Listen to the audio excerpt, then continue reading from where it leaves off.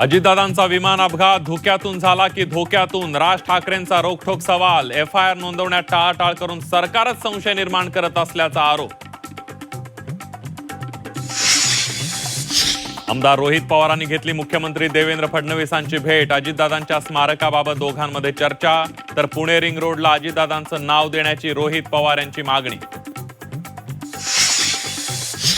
चौकशीच्या मागणीनंतर सीबीआय चौकशी का करत नाही? अजित पवारांच्या विमान अपघाताबाबत हर्षवर्धन सपकाळांचा सवाल.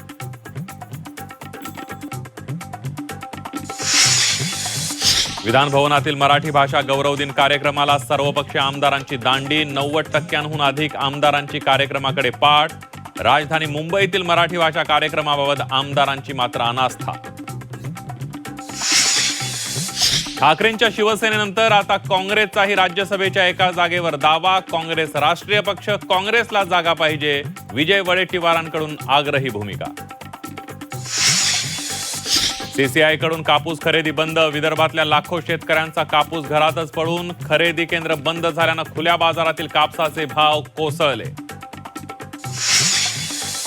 कांद्याचे भाव कोसळल्यानं लासलगाव बाजार समितीत शेतकऱ्यांची शोलेगिरी. कांदा भावांवर भावांतर योजना सुरू न केल्यास दिल्लीला धडक देण्याचा इशारा.